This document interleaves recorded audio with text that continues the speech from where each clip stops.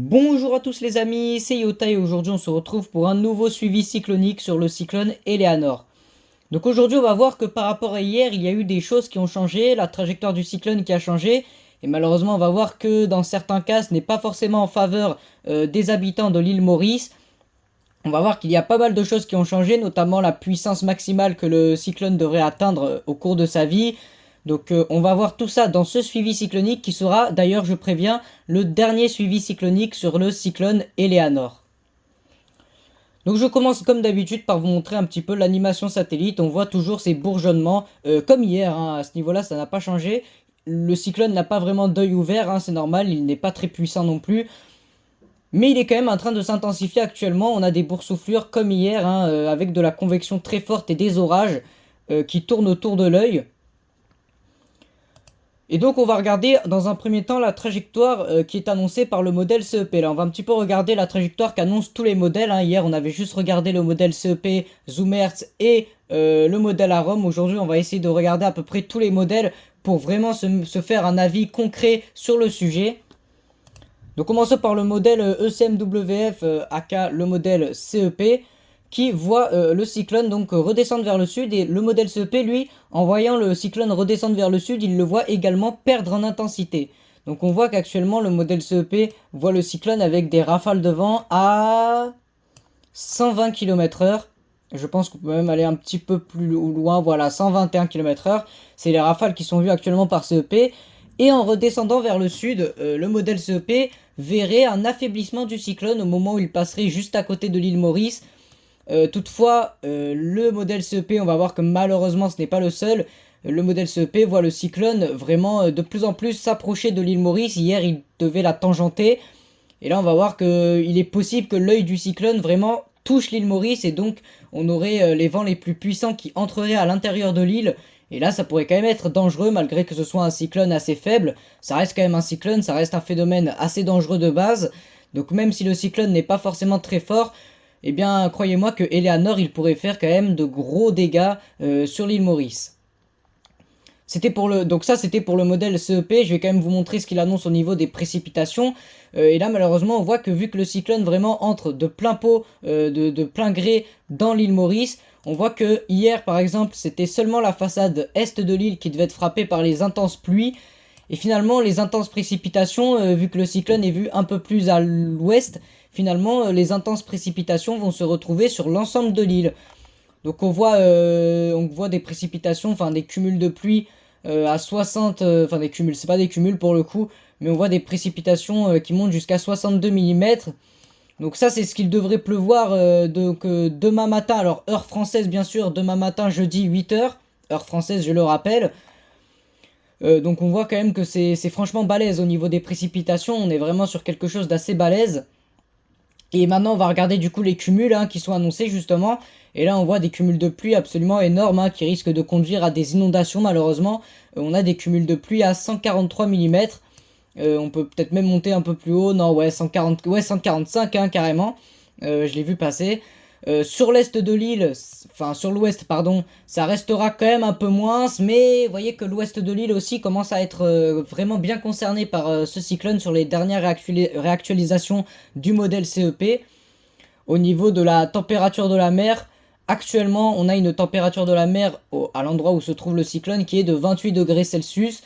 En redescendant vers le sud, le cyclone devrait rester toutefois dans des températures, voilà, vous voyez, 28 degrés. Et puis après, il pourrait quand même repasser sur du 27 degrés, voilà, localement, en redescendant vers le sud. Donc voilà, pour ce qui était des températures. Au niveau de la houle, alors ça change pas beaucoup d'hier, la houle reste pas forcément très importante sur ce cyclone qui est quand même de faible intensité.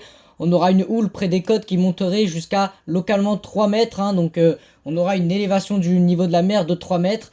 On va maintenant regarder un petit peu Zoomertz, qui est quand même qui est un modèle assez important. Sur Zoomertz, on voit que la trajectoire du cyclone passe un peu plus loin des côtes de l'île Maurice que sur le modèle CEP.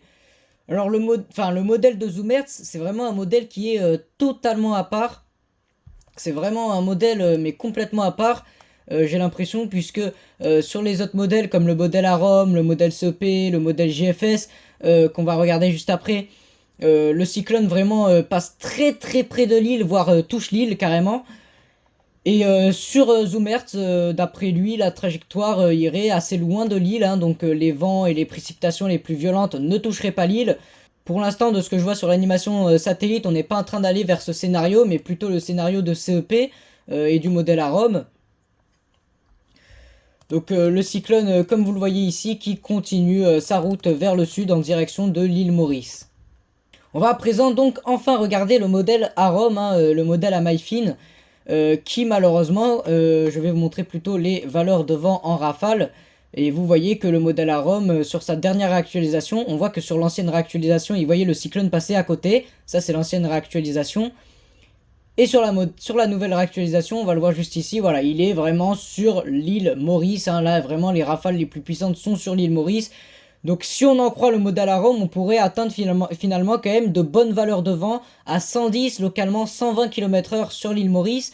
C'est pas rien, c'est pas non plus quelque chose d'exceptionnel, mais ça reste quand même notable, hein. Il va falloir faire attention, hein, parce que les rafales à 120 km/h mélangées aux fortes précipitations et aux orages, ça peut quand même faire une accumulation qui va faire pas mal de dégâts. Au niveau des paramètres de Cape, on a des paramètres de Cape très élevés, donc à 3000 de Cape autour de l'œil du cyclone. Alors les paramètres de Cape, je le rappelle pour ceux qui ne le savent toujours pas, enfin pour ceux qui ne le savent pas tout simplement, on peut ne pas savoir ce qu'est le paramètre de Cape. C'est tout simplement l'énergie nécessaire à la formation des orages, c'est l'énergie qui alimente les orages. Et donc du coup, un cyclone qui se nourrit de masse tropicale, forcément il se nourrit également d'énergie orageuse, et donc il se nourrit de Cape. Et donc on voit que le Cape est très élevé autour de l'œil. On est sur des paramètres donc à 3000. Donc au niveau des précipitations, alors maintenant je vais carrément zoomer sur l'île Maurice, en espérant qu'on puisse voir, voilà, alors l'île Maurice est un peu sur le coin du modèle, mais on la voit ici. On voit donc sur le modèle Arom, hein, à l'heure, hein, là c'est vraiment à l'heure, donc jusqu'à 50 mm de pluie en une heure, hein. Alors là, on est quand même sur quelque chose, un niveau au-dessus du modèle CEP carrément, et même du modèle GFS, puisque 50 mm de pluie en une heure, c'est vraiment énorme. Et du coup, encore une fois, sur le modèle Arom, si on regarde l'accumulation des précipitations, on a une accumulation qui se fait à environ, grosso modo, on a 200 mm de pluie. On voit encore une fois par contre que l'ouest de l'île est un petit peu épargné, enfin surtout l'extrême ouest, hein, pour le coup, là c'est vraiment l'extrême ouest qui est un petit peu épargné par le cyclone et qui devrait se prendre seulement 60 à 70 mm de pluie en accumulation, mais évidemment. Donc ici on a les pressions mélangées, donc les pressions mélangées au vent moyen. Donc les vents moyens de ce cyclone ne souffleront pas non plus très très fort, on sera autour des 80-90, localement 100 km/h au moment où il arrivera sur l'île Maurice. S'il arrive sur l'île Maurice, bien évidemment, parce que comme vous l'avez vu juste avant, il y a encore des incertitudes. Je trouve ça assez étonnant d'ailleurs qu'il y ait encore des incertitudes alors que le cyclone va frapper l'île d'ici quelques heures à peine. Et donc voilà, donc globalement c'est ça. Au niveau des rafales de vent, je vais vous montrer donc l'accumulation. Donc voilà les rafales de vent qui sont attendues d'après le modèle Arom. On a sur la façade nord de l'île des rafales à 130-140 km/h localement qui sont attendues. Et sur le reste de l'île, on a des rafales à globalement dans les terres ou sur les côtes, des rafales à plus de 100 km/h jusqu'à 120 localement. Donc c'est quand même de bonnes valeurs de vent, hein, et ce n'est pas à négliger. Donc voilà. C'est tout ce que j'avais à dire sur ce dernier point du cyclone Eleanor, ce dernier suivi. Restez bien chez vous, bien évidemment, ça c'est vraiment la priorité des choses à faire. Restez chez vous, vraiment, ne sortez pas, ne vous mettez pas sur les arbres, mais surtout, globalement, ne sortez pas tout court en cas de cyclone. Et honnêtement, c'est pas non plus un cyclone qui sera très violent. Là où ça va être quand même un peu violent, ce sera au niveau des précipitations, mais je pense que ce sera quand même gérable, honnêtement, hein. Je pense pas que la situation va devenir dramatique avec ce cyclone. Mais voilà, du moment que vous restez chez vous, que vous êtes très prudent sur les routes, je pense vraiment qu'il n'y a aucun risque à se faire vis-à-vis de ce cyclone. Moi je vous dis c'était Yota, n'hésitez pas à liker, commenter, partager et à vous abonner pour soutenir la chaîne. C'était Yota, et moi je vous dis à la prochaine.